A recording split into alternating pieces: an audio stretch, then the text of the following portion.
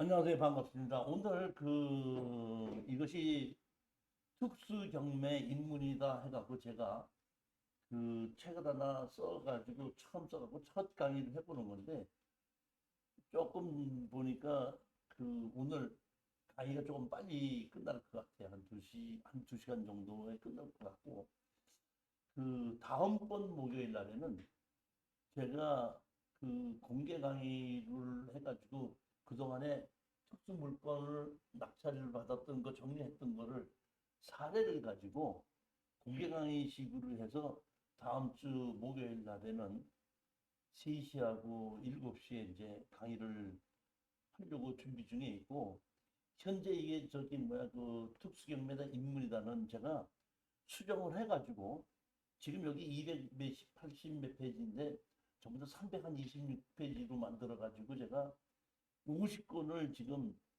인쇄소에다가 주문을 해서 아마 다음 주 화요일 날이나 수요일 날쯤에는 그 책이 나오게끔 되면은 그 50권을 가지고 9월 달에 매주 화요일 날에 3시하고 7시에 특히 강의를 한번 해보고, 그 다음에 수정할 게 생기면 수정을 해서 정식으로 출판을 하려고 그렇게 제가 마음 먹고 준비하고 있습니다.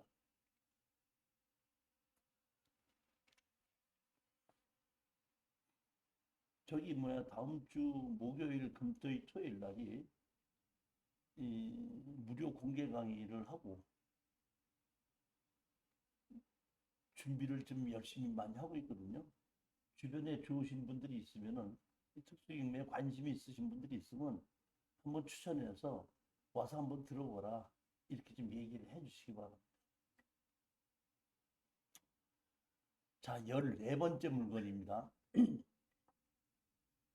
여기 보시면 물건 계율에서 법정상권이 있는 무허가 건물인데, 이 사람 자체가 우리가 소송을 했을 때 대응을 하지 않고 무대응으로 했기 때문에 그냥 무대응으로 판결을 받는 겁니다. 이 자 보십시오. 보면 자 이런 겁니다. 제가 이것도 건물은 건축 허가가 없이 그냥 개인이 지었더라고요. 무허가 건물로 돼 있는데, 사실 보면 무허가 건물로 지었는지 아니면 건축 허가를 신청을 했는데 준공을 받지 못한 건지는 구별을 못 하겠는데, 제가 보기에는 건축 허가를 신청했는데 준공을 못 받은 걸로 보여요. 근데 그거는 이제 나오지가 않죠. 보면 그 다음에 건물은 매각 제외로 땅만 나왔는데 건물 주인과 땅 주인이 같았었어요. 같았었는데 제가 지조를 내놓고 건물 철거하라 이렇게 하다 보니까 상대편이 와서 답변을 안 했거든요. 무대응으로 판결이 났는데, 자, 판사님의 성격에 따라서 조금씩 다르더라고요. 자, 제가 보면 철거해라, 철거할 때까지 지조 내라라 했는데, 제가 그냥 감정 가격에 의해서 지조 연 5% 신청했지 않습니까? 그러면 신청해더라도 어떤 판사님께서는 무대응으로 하더라도 철거는 되지만 지조는 마음대로 안 되니까 지조 감정 신청을 하십시오 해가지고 지조가 나오면 지조하고 철거 판결을 같이 하는 경우도 있고, 무대응일 때는 제가 그냥 원하는 대로 그대로 판결 내려주는 적도 있습니다. 그리고 먼저 번에는 또 어떤 경우도 있었냐면은 철거와 지조 내놓으라고 그랬더니 지조는 감정을 안 했으니까 지조는 나중에 감정을 해서 따로 소송을 하고, 철거를 판결해달라고 철거만 먼저 해주겠다 해서 철거만 판결을 받고 지조에 대한 나중에 또 다시 소송을 했던 적도 있어요. 근데 이거는 어떤 게 있냐면 우리가 지조 청구를 하고 철거해라 그랬더니 무대응을 했다 보니까 판사님이 우리가 원하는 대로 지조 줘라, 철거해라, 그대로 판결인 거야. 지조 감정하라고 없이 판결이 난 겁니다. 그런 사건입니다.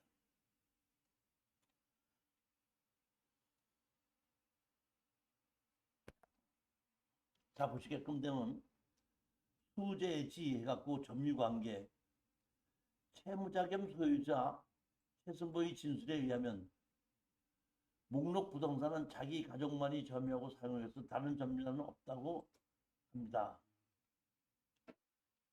제가 조사를 해봤더니 건물 주인과 땅 주인이 같더라고요. 근데 제가 조금 좀 이게 보면은 그 실수를 했던 것이 제가 여기 가봤더니 여기 채무자의 남자가 한 50살 정도쯤 됐어요. 50세? 50대 한 45세?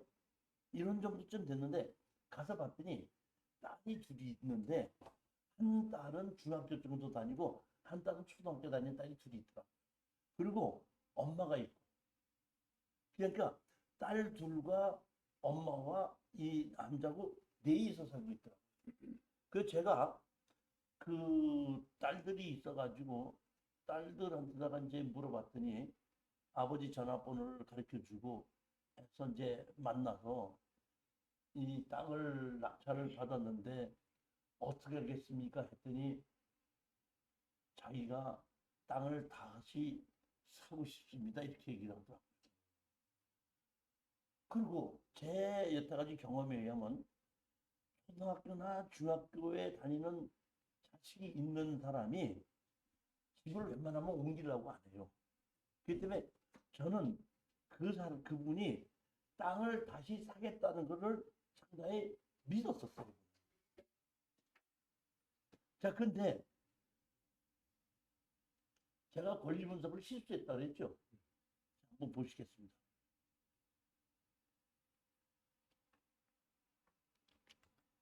2016 타경 2189 한 6년 정도쯤 된 겁니다. 6년 됐는데 대지만 100평이고 도로 토지는 일부 지분 매각입니다. 도로는 6,300에 시작해서 3,100만 원까지 떨어진 거를 3,300만 원에 낙찰받은 겁니다. 제가 권리 분석에서 실수를 했다는 건 이겁니다. 자, 보십시오. 여기 보면 임의 경매로 해갖고 여기 근저당 설정은 3,500으로 있죠. 그렇죠? 자, 근데 여기 보면 임의 경매를 집어넣은 사람이 3천만 원을 달라고 해갖고 경매가 집어넣은 거죠. 그렇죠? 네. 이 얘기는 3천만 원을 갚을 돈이 없다는 뜻이죠. 그러니까 경매 나온 거 아니에요? 만약 이 사람이 돈이 있었으면 3천만 원 갚았으면 이건 취해야 될 거 아닙니까? 근데 낙찰을 받아놓고 갔더니 그 사람이 나보고 자기가 땅을 다시 사겠대. 얼마에 사겠습니까? 그래서 그러면 감정가대로 주십시오. 6,500 주십시오. 그랬더니 6천만 원 정도만 하자 그러더라고. 좋다. 좋다. 그랬더니 그러면 계약하십시다 그러더라고요. 근데 자기가 지금 돈이 없고 언제 돈을 좀 받을 게 있으니까 그 받을 때쯤 돼서 계약을 했다니까 그 한 달 반 정도만 기간을 준다면 그걸 사겠습니다 그러더라고요. 다시 딱 사겠다는 거예요.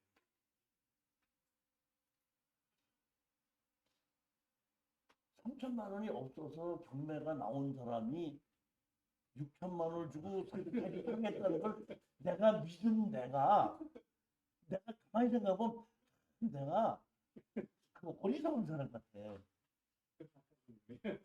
그렇잖아요, 뭐. 그러니까 기다놓고 나서 생각해보니까 그렇다는 거야. 그런데 나는 가서 그렇게 얘기해놓고 저는 추천을 했고 우리 수강생이 낙찰 받는 거 아니에요. 그러니까 우리 수강생 낙찰 받는 분한테다가 여기 그 아들 만난 거 전화번호 적어 주고 이렇게 해서 한 달 반 있다가 계약을 하자고 하니까 계약을 해서 가격이 6천만 원이 결정됐습니다. 결정됐으니까 계약을 해서 팔고 빠져나옵시오. 이렇게 잘해주고 나는 이제 다 되지 않았냐 이렇게 생각하는데 우리 수강생 여자분이 그러더라고. 날짜가 됐는데도 뭐가 준비 안 됐다고 미루고 뭐 하는데 아무래도 자기는 이 사람을 못 믿겠다고 그러더라고. 그래서 내가 한번 그럴까 그럼 내가 한번 다시 만나야겠다 해서 다시 갔습니다. 갔더니 이제 또 아무도 없다 보니까 그 누구야 그 엄마만가 있더라고요. 엄마가 있더니 내가 이것 때문에 왔는데 아들 좀 올 수 있냐 했더니 전화를 했더니 아 제가 근처에 있는데 금방 갈 테니까 기다리십시오 오더라고요. 그래서 아버지 뭐 돈이 없는데 뭐 어쩌면 좀만 더 기다려 주십시오. 어쩌 저쩌. 그래서 내가 아 이거 아니면 철가고 내 나이 된다고 그랬더니 그 안에 있던 엄마가 나와가지고 얘기하더라고. 뭐라고 얘기하냐면 이 건물 돈 진 거 자기가 돈 냈다. 이게 자기 거라는 거야. 그래서 내가 그때 엄마한테 그렇게 그 얘기를 했어요. 제가. 만약에 엄마가 아니고 이 아들이 돈을 냈다 그러면 법적 이상권이 있는 겁니다.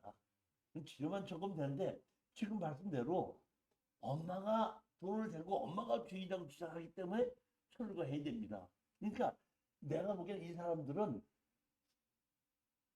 뭔가를 너무 모르는 사람들이야. 정매고 법이고 모르는 사람. 그랬더니 며칠만 더 기다리면 되니까 뭐 기다리는 동안에 뭐 다시 자기가 돈 준비를 하겠다. 그럼 며칠쯤 되냐 했더니 며칠 날에는 틀림없이 계약하겠다 이런 거지. 그래서 내가 다시 와서 우리 그 낙찰받은 수강생 여자분한테다가 제가 몇 월 며칠 날 계약하자고 약속을 했으니까 날짜까지 약속을 했으니까 그날 전화를 해가지고 그 전에 전화를 해서 장소를 약속하고 서류를 뭐뭐 띄어가야 되는지 약속하고 계약을 하십시오 그랬단 말이에요.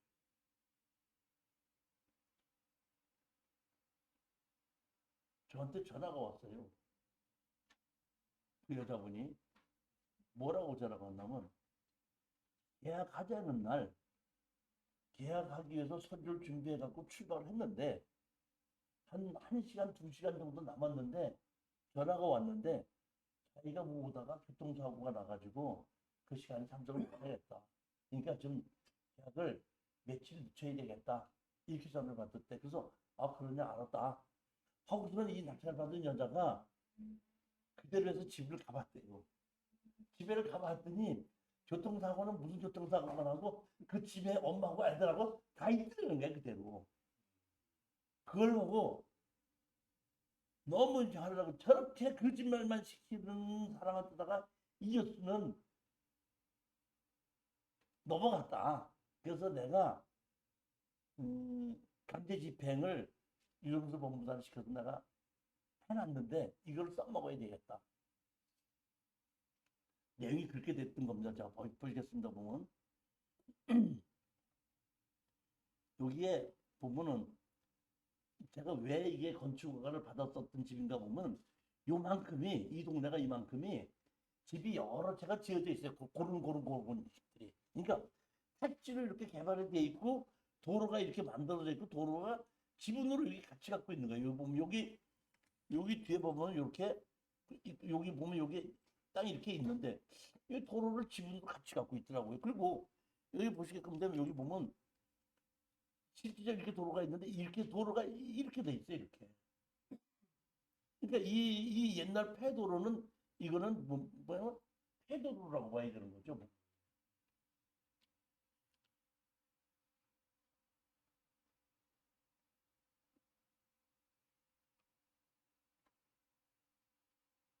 여기 보면 이렇게 폐도로가 이렇게 있어요. 여기에 세 개 있는데 집도 이 동네가 이렇게 집이 다 지어져 있습니다. 이렇게 여기 앞에 하나만 저 축사 같은 게 있더라고요. 집이 있고 지목도 대지로 돼 있고 이렇게 집이 깨끗하게 지어져 있어요. 이게 그늘이 져서 이렇게 보는데 그 옆에 도로에 있고 여기 집인데 잘 지어져 있더라고요.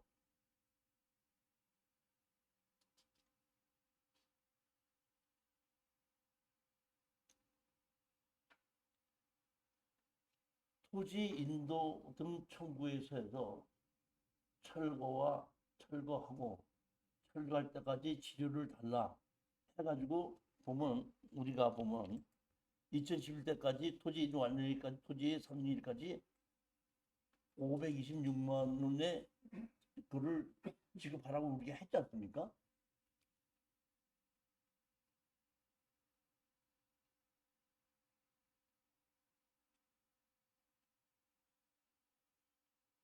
여기 보시면 감정평가금은 5,200만 원 중 약 10%에 해당하는 520만 원 연간 치료 청구합니다. 이렇게 청구했잖아요. 청구했으면 다른 데 같으면은 판사님이 치료 청구해라 이렇게 하잖아요. 무변론도 치료 청구하라고 그래요. 판사님 성격에 따라서. 근데 여기를 이렇게 해서 청구를 했더니 판결이 났는데 변론 종결에서 무변론 났죠. 무변론. 나오지 않고 답변 안 했다는 얘기입니다. 송달은 됐고. 그러니까 우리가 하는 대로 그대로 판결이 나옵니다. 치료 청구하지 않고. 그러니까 반드시 이렇게 된다는 것이 판사님에 따라서 좀 다르다. 그러니까 무변론을 나왔을 때는 치료 청구하지 않고 우리가 원하는 대로 판결 기한해 주신 분이 있고 무변론이라도 치료를 달라고 그러면 무변론이라고 하더라도 치료 청구하십시오 얘기하고 대부분 답변서에 보면 치료 청구가 과하다 하게끔 되면은 그럼 치료 청구하십시오 이렇게 하지 않습니까? 치료 감정하라고 하는데 우리 이 여기는 무변론인데 치료 감정하지 않고 그대로 우리가 원하는데 그대로 판결을 내려줄 거예요. 판결을 받고 있다가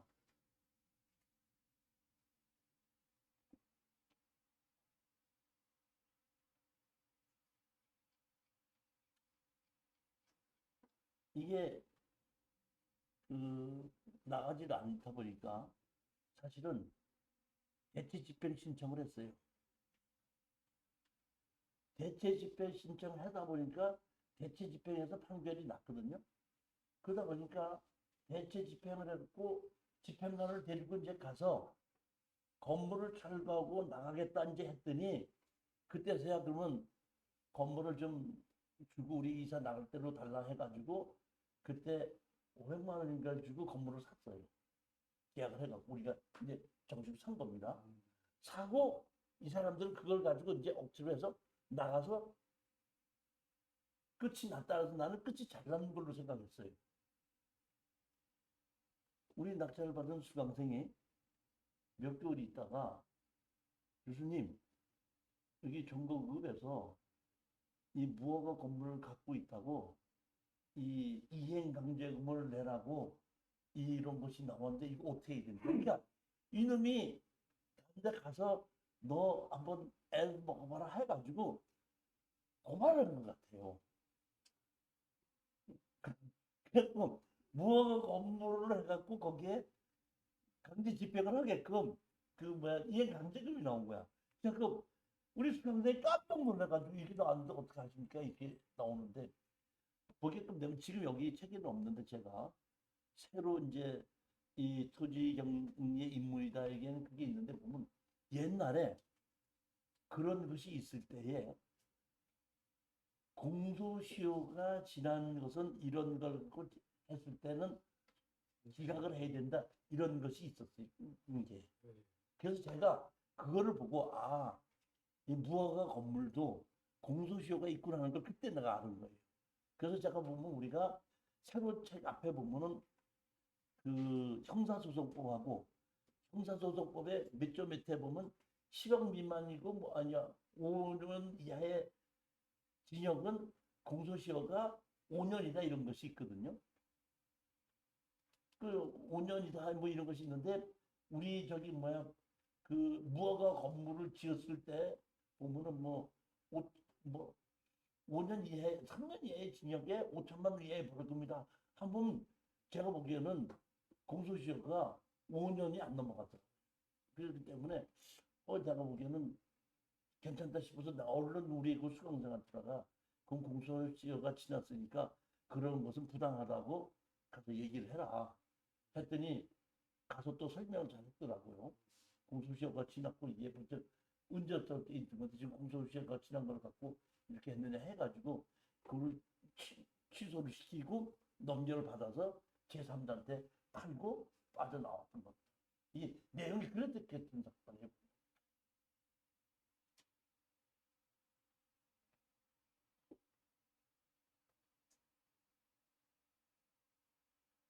이 조금 제가 이번에 이 요새는 전자소송으로 하기 때문에 제가 우리 법무사님이랑 모두들한테다가 어떤 사건 그 답변소송 그 판결 내니까 이걸 좀 보내주십시오. 그러면 전자소송을 하기 때문에 메일을 보내주면 금방 답할 수가 있는데 이때만 해도 소송을 우편으로 소장을 접수시키고 답변서도 우편으로 오고 그러다 보니까 그거를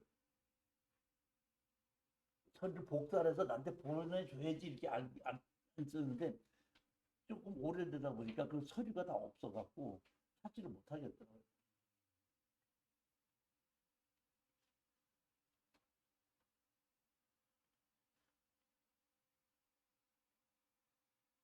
열다섯 번째 물건입니다.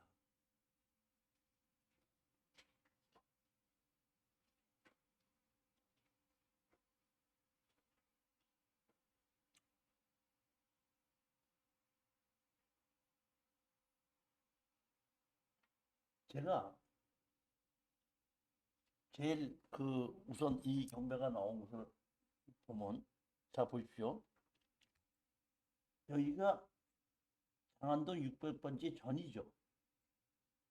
전으로 돼 있죠. 지목이 전이잖아요. 근데 여기 보면 법인이죠. 소유자가 법인이죠. 사실은 처음서부터 이거부터가 야 이거 참 이 주식회사 이디야 건설이라는 데가 대단하다. 나 그런 싶은 생각을 가졌어요. 생각해봐요. 보면 우리가 전을 일반인이 가질 수 있어요? 아니 법인이? 근데 여기는 보면 분명히 전으로 돼 있고 그다음에 뭐야? 이디야 건설이죠. 근데 여기 보게끔 되면 이렇게 된 겁니다. 이게 그 가서 보면은 이럴 수는 있어요. 지목이 전인데 개발의 허가를 받고 농지전용 허가를 받고 난 다음에 그 다음에 이디야 건설로 이름을 바꿀 수도 있어요. 제가 보기에는 그렇게 한 게 아닌가 싶은 생각이 들어요. 그러니까 택지가 여기가 1,몇백 평인데 이데아 건설이 지금 분할을 해서 개발행위 허가를 받아서 분할을 해서 하는 거예요. 그런데 문제는 뭐냐면 여기가 평택이 그때 당시에 그 가격이 많이 올라가기 때문에 토지거래 허가 지역으로 묶었었던 거예요. 그래서 이데아 건설이 이것을 사서 분할을 해서 팔으려고 할 때 토지 거래 허가를 받지 않은 사람들이 섰던 거예요. 허가를 받지 않고 자기네 이름을 못한 겁니다. 그리고 그 사람들이 가처분을 만들어 놨는데 경매가 나온 거예요. 그러니까 경매 개시 전에 선순위 가처분이 있었던 겁니다. 그리고 여기 보게끔 되면 이 이데아 건설에서 이거를 보면은 설정이 없죠. 그러니까 아무 설정이 없었던 거다 보니까 이 산 사람들이 먼저 뭐야? 가처분을 먼저 이렇게 만들어 놓고 토지거래허가를 만들어 놓고 개발하는 도중에 중간에 압류가 들어와 가지고 경매가 진행된 거예요. 그러니까 압류가 2009월인데 이 보면 가처분이 전부 다 2008년이다 보니까 1년 동안 손순이 가처분이 있는 겁니다. 이것이 건물은 매각지에 토지만 경매로 나와. 내용 그렇게 됩니다. 선순위 가처분을 우리가 안고 사야 되는 거예요.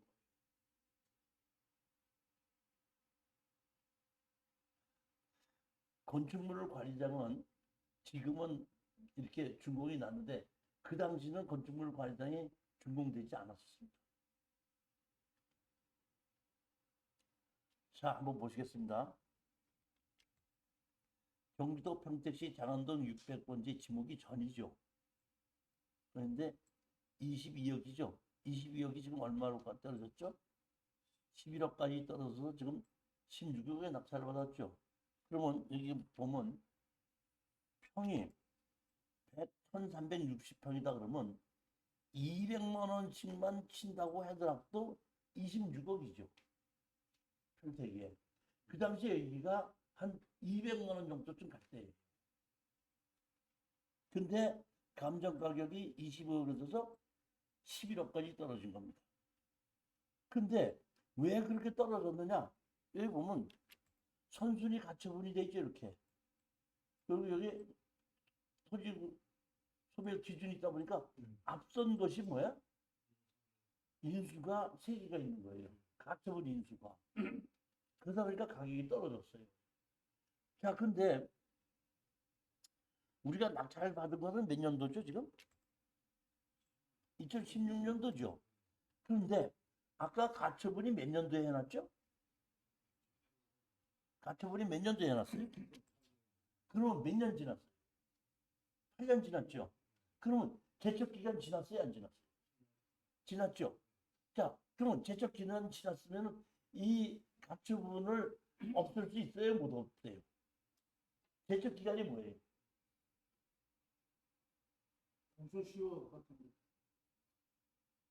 공소시효하고 소멸시효지, 소멸시효. 채권 소멸시효. 채권의 소멸시효죠.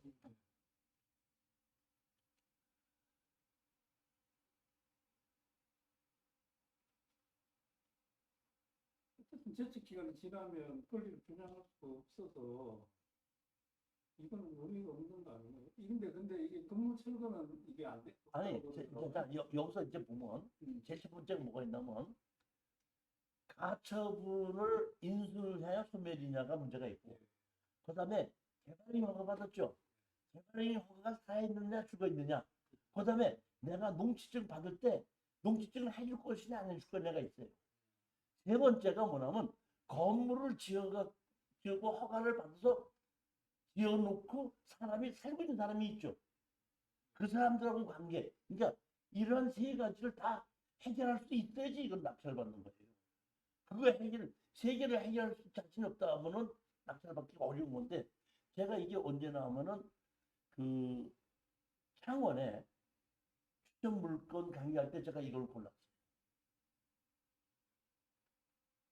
그때 거기 우리 창원의 추천 물건회에 회장님도 있었고 총무도 있었는데 제가 이거를 골라가지고 내가 보면 이거 돈이 이제 한 200만 원이 넘어가니까 한 25억인데 한 15, 16억만 사도 한 8, 9억은 남지 않느냐 싶은 생각에 이걸 내가 공투로 하자 해갖고 내가 추천을 했어요. 그래갖고 내가 이렇게 한 20 몇 명을 모이면서 이거 공투할 사람 그랬더니 90%가 손을 들어서 공투하겠다고. 그러니까 마음 먹고 이거는 입찰 들어가자. 그래갖고 내가 우리 그 회장한테다가 입찰 들어갈 사람 보증 사람들 뽑고 돈 뽑아서 미리 다 얘기해가지고 공투 들어갈 수 있게끔 다 만들어고 입찰 들어가게끔 해라. 이렇게 놓고 내가 서울 올라온 거야.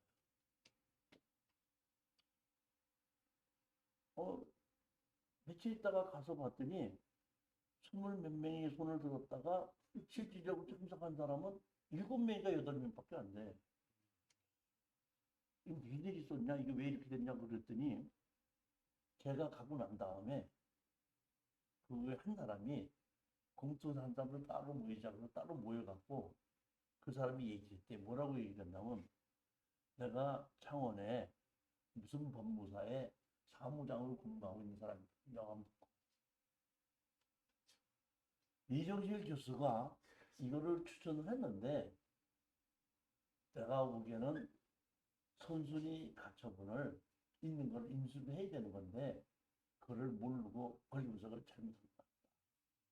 그러니까 이거는 이종씨가 실수했으니까 이거는 공투로 하면 안 되니까 여러분 다시 생각을 해봐. 이렇게 얘기를 해갖고 쫙 빠지고 남은 사람이 7명인가 얼마 돼갖고 몇 명 됐다고 그러더라고. 그래서 내가 그럼 다른 사람 빼고 입찰 들어갈 사람만 들어가자 해가지고 낙찰 받는 겁니다.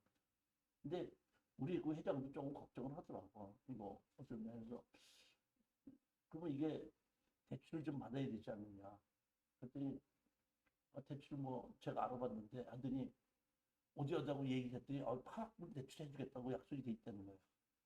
이 보면 선순위 가처분이 있고 뭐 다 있는데도 보여줬더니 뭐 해주겠다고 약속했대. 그러니까 그 정도는 우리가 돈 마련할 수 있으니까 염려하지 마십시오. 이 편 들어가자 해서 나는 이렇게 16억까지 쓸 생각은 안 하고 한 14억 정도, 4억 정도만 써도 되지 않겠나 싶었는데 회장이 아 이건 돈 된다고 좀 먹자고 했고 16을 써서 낙찰을 받았어요. 자 이제 낙찰을 받았으니까 제일 먼저 회장이 나보고 뭐부터 얘기했죠? 제일 먼저 농지 취득 자격증서 발급받아야 되잖아요. 농지증 발급받아야 되잖아요. 그래서 제가 낙찰을 받고 나서 농지증을 발급받으러 갔어요. 가서 이렇게 갔더니 농지증 담당자가 이렇게 딱 보더니 여자더라고. 아 이거는 개발행위 허가를 받았고 농지 전용 허가를 받아서 지금 진행 중인데 아직 개발행위 허가가 준공이 나지 않았고 농지 전용 허가도 허가만 났지만 준공은 안 났다. 전 그대로 있는 겁니다. 건물이 지어지고 개발행위 허가 다 났다면 대지로 바뀌었을 텐데 안 바꿔준 그때 있는데 농지증을 신청을 해줬으니까 이거는 농지증을 해드리긴 하는데 나한테다가 원상복구 시키겠으면 원상복구 조건으로 할 것이고 아니면은 이거를 그 개발행위 허가를 인수를 하는 조건으로 한다 그러면 인수하는 조건으로 농지증을 해드리겠는데 나보고 어떻게 하시겠습니까? 하고 물어보더라고. 자 그러면 우리 조사장님한테 이런 입장에서 담당자가 자 원상복구 조건으로 하시겠습니까? 아니면 건물 철거하는 걸로 농지증 해드릴까요? 그럼 뭘로 해달라고 그럴까요? 뭘로 해달라고 그래? 지금 뭐지? 개발행위나 이런 것들을 다 신청해서 진행 중이면 그걸 사는 게 사서 그냥 막론하면 문제 없지 않나? 아니, 살면 좋은데 네. 사는 것이 내 맘대로 되는 건 아니잖아. 그러니까 다시 말하면 그 사람이 아쉬워서 팔아야지 되는 거거든요. 예. 아쉬워서 팔아야 되는 건데 내가 아쉬워서 사겠다 그러면 안 되겠죠. 아니 그러니까 팔고 사는 것이 가격이 문제지. 높은 가격만 주겠다면 왜 안 팔겠어요? 그럼 나는 높은 가격 주고 사야지 싸게 사야 돼. 그럼 싸게 살려고 하면 상대편이 한테다 우리가 압력을 줘야지 싸게 살 수 있는 거 아니에요. 그러면 내가 뭐라고 얘기해야 되겠냐고요. 그러니까 결론은 농지 개발행위가 받는 걸 그대로 인수하는 게 맞긴 맞아요. 결과는 맞는데 내가 농지증을 신청할 때 철거하겠다 그래야 돼, 인수하겠다 그래야 돼. 철거 그렇지, 철거하겠다 그러죠. 철거 나는 지금 아니 여기서 보면 농지증을 발급받을 때 철거하겠다고 했다가 농지증 발급받고 난 다음에 나중에 개발행 효과를 인수하면 문제가 돼야 안 돼. 문제 안 되죠. 문제 안 되죠. 네. 그러니까 아무 문제가 없으니까 나는 철거하겠다는 조건으로 받는 거야. 받아놓고 건물과 이데아건설을 상대로 해서 건물 철거하고 나가라 할 때는 봐라. 나는 이걸 건물 철거하는 조건으로 했기 때문에 나는 철거하고 싶지 않지만은 농지법에서 원상복구 시켜야 된다. 그러니까 철거하고 나가라. 그렇게 주장해야 되는 거 아니에요.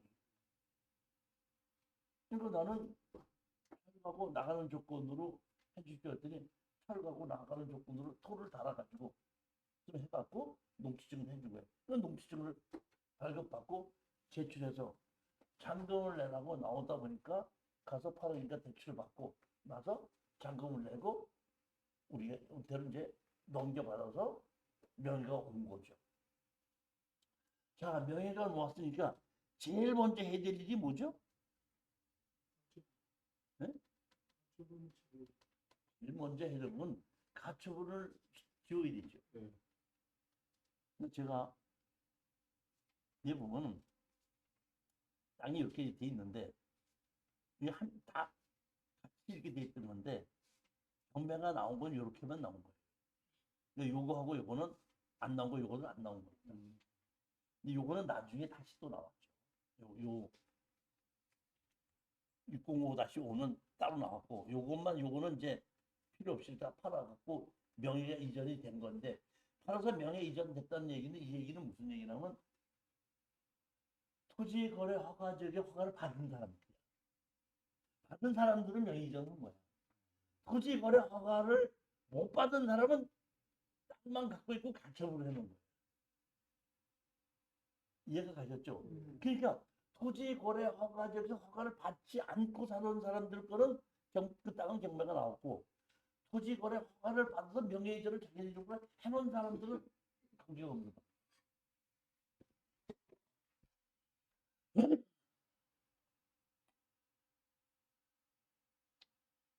여기서 가장 중요한 게 이 도로 있죠 가운데 이 도로도 우리 내각 물권에 포함되어 있어서 우리 거란 얘기예요. 이거 보면 기호 6번으로 있죠 노란 거. 예. 이 도로도 우리 거예요.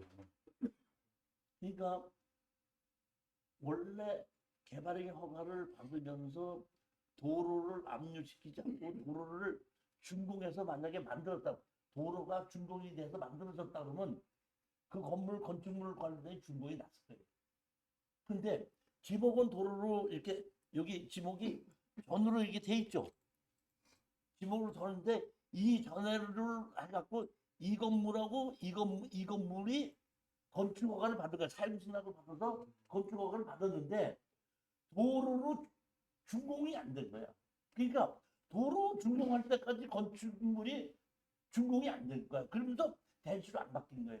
건물은 다 지어져 있고 내용이 그렇게 된 겁니다. 전체적인 흐름은 아시겠죠?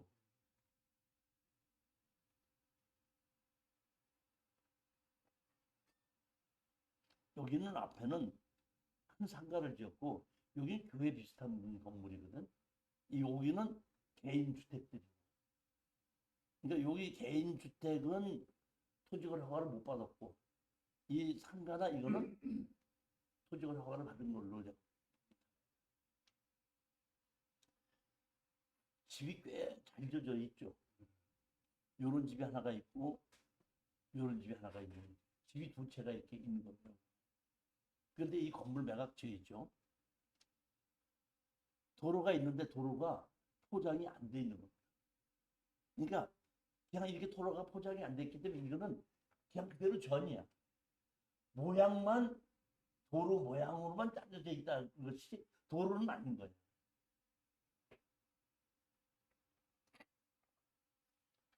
나중에 이제 이렇게 도로 포장을 나중에 이게 요 맨 끝에 있는 이 집도 보면은 이 교회 있고 그 옆에 있는 이 집도 보면 상당히 잘 지은 집인데 우리나라 이 회장을 보고 아, 저 사람이 진짜 부동산 투자하는 사람이구나 싶었던 게 뭐냐면은 나는 소송을 하고 뭐 해서 빨리빨리 하고 도로 포장도 빨리빨리 해가지고 빨리빨리 파는 돈이 되지 않겠나 했는데 회장이 그 공투하는 사람 중에서 두 사람 이름을 뽑아가지고 공투를 해놓고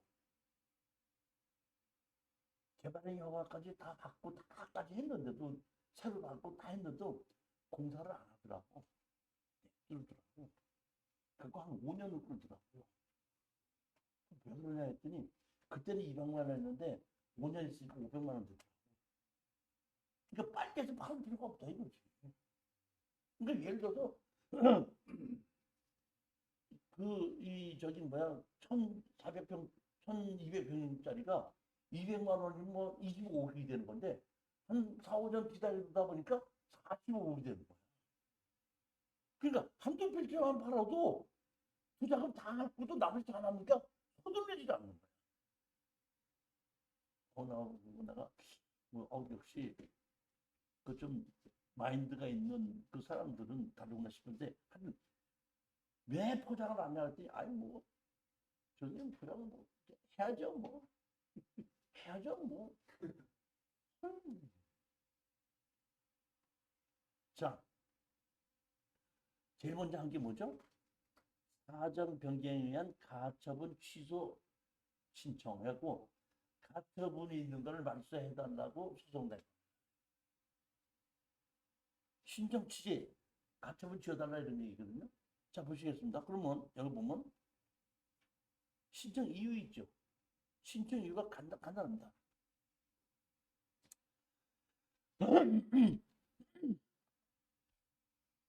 비신청인들은 채무자 주식회사 이데아건설을 상대로 수원지방법원 현대이자 이득받아 부동산 처분금지 가처분을 결정받아 2008년 12월에 접수해서 별지 목록 기존 부동산에 가처분이 집행됐습니다. 2008년도죠. 그러나 비신청인들은 가처분 결정을 득하고 그 집행이 이루어진 지 3년이 도과한 현재까지 본안의 소를 제지하지 않고 있습니다. 따라서 이는 민법 민사집행법 제1항 사유에 해당으로 가처분 결정을 취소의 사유에 해당합니다. 신청 이유가 뭐죠? 제척기간에 3년, 가등기 몇 년이죠? 10년, 가압류 몇 년? 3년, 가처분 3년, 제척기간이라고 얘기했죠. 그 제척기간에 의해서 하질 않았으니까 이걸 취소해달라. 자 보십시오. 이제 그 3년이면 단지 일부의 채권 채무관계의 단지 소멸시에 속하지 않습니까? 그러면 예를 들어 볼게요. 가처분은 3년이 지나고 나면은 제척기간에서 소멸시킬 수가 있어요. 근데 만약에 그게 3년이 넘어가지 않고 6개월밖에 안 됐다. 그러면 소멸시켜요, 못 시켜요? 자 보십시오. 제가 예를 들어 보는 겁니다. 잘 아셔야 됩니다. 우리 김 사장님께서 땅을 가지고 건물을 지어서 분양사업을 한다고 가정하십니다. 근데 사장님하고 나하고 사이가 나빠. 그래서 내가 어떻게든지 우리 김 사장님이 하는 사업을 방해해야 되겠다 싶은데 딱 봤더니 개발을 해서 분양을 하거든. 그러니까 기다렸다가 분양을 막 시작하려고 광고 막 내고 났더니 내가 거기다 뭘 해나? 우리 시청에는 분양해 못해. 분양해 못해요. 그리고 분양을 안 해놓고 나는 그냥 가만히 앉아서 띠끼기 웃으면서 야, 네가 옛날에 나한테 이렇게 애를 먹였잖아. 그러니까 그 위로 근무로 한 5천만 원만 줘. 그럼 내가 가지고 취재해줄게. 이럴 수 있어 없어요? 그럼 어떻게 해 이게? 그때 그러면 내가 그런 식으로 한다면 사장님 어떻게 하겠느냐? 그럴 때 하는 것이 뭐냐면 제소명령이다. 가처분이나 가압류를 법원에서 받아주는 이유는 왜 받아주냐면은 내가 저 사람한테 돈을 받을 게 있는데 소송을 해서 판결을 받으려면 시간이 한 5, 6개월이 걸립니다.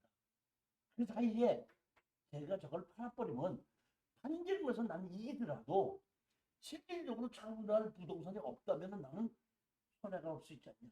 그러니까 소송을 하기 전에 소송한다고 하는데 팔지 못하게 가처분이나 가압류를 해놓고 난 다음에 그 다음에 내가 소송을 하겠다 하는 이유로 해서 가처분이나 가압류가 받아지는 거거든요. 그런데 소장을 안 주고 가만히 앉는 거예요. 그러면 가처분 받은 사람이 제소명령 반대로 가처분을 한 사람을 상대로 너 가처분을 했으면은 소송을 전제로 가처분한 거 아니냐. 그러니까 너 가만히 있지 말고 소송을 제기해라. 제소명령을 내린 겁니다. 그래서 그 제소명령 가처분을 한 사람이 15일 이내에 소송을 제기하면 진짜 돈 받을 게 있는지 없는지 재판을 해보는 거예요. 근데 15일 이내에 소장을 제기하지 않으면은 그러면 가짜로 그냥 엠북이려고 그냥 가처분한 거예요. 그러면 그때는 재판 안 하고도 그냥 그 가처분은 소멸이 됩니다. 그런데 이 얘기는 무슨 얘기는 3년 동안이나 자기의 권리를 행사하지 않고 가처분 감수해놓고 안 있었다는 얘기는 그 권리를 이미 포기했다 이런 뜻이에요. 근데 자 보십시오. 내가 사장님한테다가 돈을 빌리면서 설정을 해줬다 이런 얘기예요. 설정을 해줬는데 내가 돈을 다 갚을 수 있죠. 다 갚았는데 돈 채권 채무 관계는 없지만은 내가 설정을 가서 지우지 않으면은 등기부등본은 그대로 남아있죠. 그렇잖아요, 보면. 그런 거와 마찬가지로 3년이 지났어도 가처분이나 가압류는 등기 지우지 않으면 그대로 남아있다는 얘기예요. 5년이든 10년이든지. 그럴 때 3년이 지났을 때 뭐라 해달라고?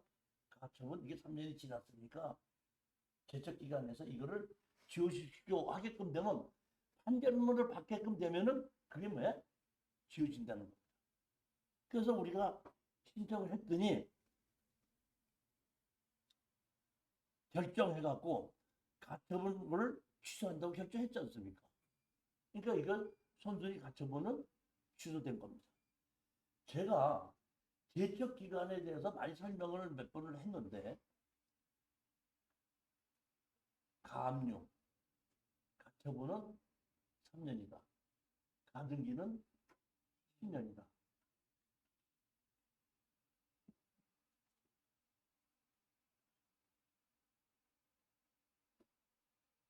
근데 이게 토지거래 허가 그 절차 이행이라고 하는 게 결국은 허가를 받아야 그 땅을 살 수 있는 거잖아요.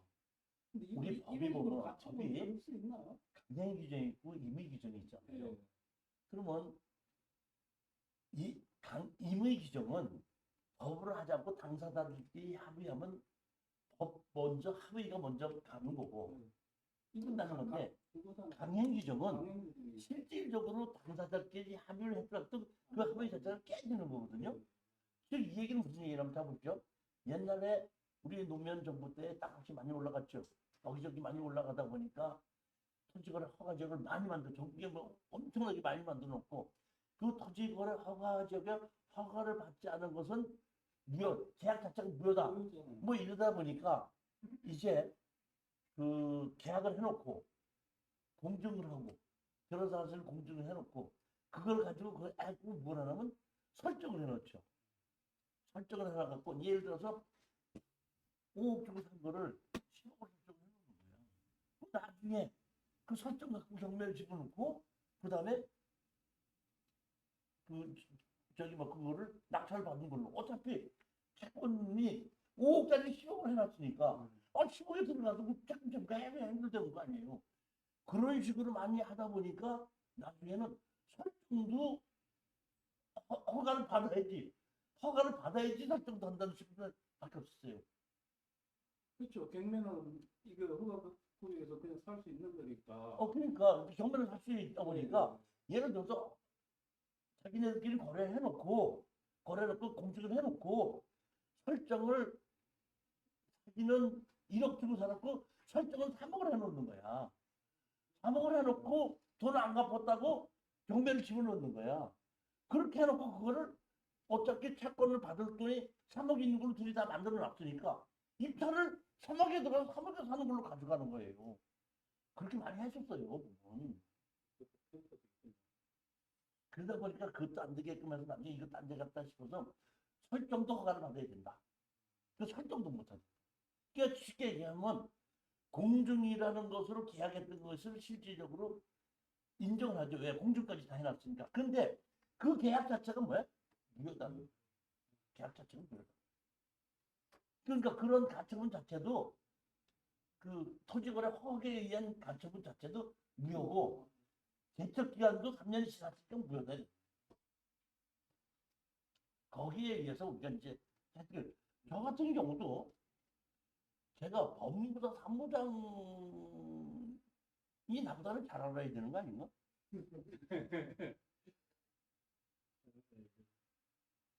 나중에 내가 화가 나서 한마디 해고는 왜냐면은 저도 권리 분석이 실수할 수가 있잖아요. 그럼 우리 조사장님 생각해 보기에 이거는 권리분석을 이종시가 잘못했다 싶으면은 다른 사람 수강단체에 의해 아니라 교수님 이번에 교수님 추천하는 문건 중에서 내가 보니까 권리분석이 이렇게 됐는 건데 이거 혹시 교수님이 이게 착각하셔고 권리분석을 잘못하신 게 아닌가 하고 나한테 물어본다면 내가 잘못했구나. 아니면 아니야 그렇지 않고 이거는 제적기간에 의해서 이게 말수가 있는 거고 이건 염려하지 손해지고 시간이 지났으니까 상관없어. 이렇게 해줄 수가 있는데 지금 나 가고 난 다음에 따로 지네들끼리 모아놓고서 나를 이렇게 했던 얘기는 내가 화가 나더라고. 그래서 내가 다음번에 갔을 때 내가 그 사람 불렀지. 당신이 나한테 얘기하고 그렇게 얘기했던 얘기는 당신이 여기서 공투에 끼어있을 자격이 없잖냐. 그 입회금 돌려드릴 테니까 참 배경이 나가주십시오. 요새는 그렇게 안 했을 텐데 그때는 또 그랬어. 지금 같았으면 그렇게 하는 거 아니고 그렇게 좀 되면 나도 직접 얘기해. 이렇게 얘기했을 텐데 나도 젊었을 땐 승진이 들고 있다 보니까 네가 그렇게 해서 나도 그렇게 한다. 넌 내가 나가. 그랬던 적이 있는 이 그 물건이야. 이제 지나고 났으니까 이제 소장을 넣는데 소장을 넣기 전에 먼저 뭘 해냐면 개발행 허가를 우리한테 넘겨받아야 될 거야. 개발행위가 어떻게 된다고 했더니 아직까지 그 시간이 있어서 살아있더라고. 시간이 있어. 그 이데아 건설이라는 데가 등기부상에는 이데아 건설이 있지만은 위치도 모르고 전화번호를 모르기 때문에 제가 부탁을 했죠. 이정수 본부장사가 미안하지만 그거 이데아 건설 회사가 어디 있는지 전화번호가 좀 알아달라 이렇게 얘기했는데 나도 좀 실수를 한 것 같아. 이것도 보면. 전화번호를 가르쳐 줬으면 내가 전화 걸어서 한번 만나고 싶습니다. 그때 테헤란로에 사무실이 있더라고요. 그럼 가서 만났으면 되는데 또 성질이 급해갖고 그냥 하자마자 무슨 일인데 그러니까 내가 이거 낙찰받은 사람인데 이거 개발행위하고 농지전용 허가 받은 거 내가 인수받고 싶어서 그러시더라. 인수받고 싶은데 그러면 얼마 주실 건데요? 그래 내가 얼른 생각하기 한 7, 8천에서 한 9천 정도가 농지전용 부담금하고 뭐 돈이 되다 보니까 좀 깎아갖고 한 4천 정도쯤 생각하고 있는데 했더니 에이 그렇게 받아보면 뭐 하겠어요? 안 팔아요? 아니 그리고 뚝 끊어버리더라. 사실 그렇게 해서 농지 전용허가 개발하려고 다 같이 받는 바람에 농지 전용 부담 한 8천만 원 냈어.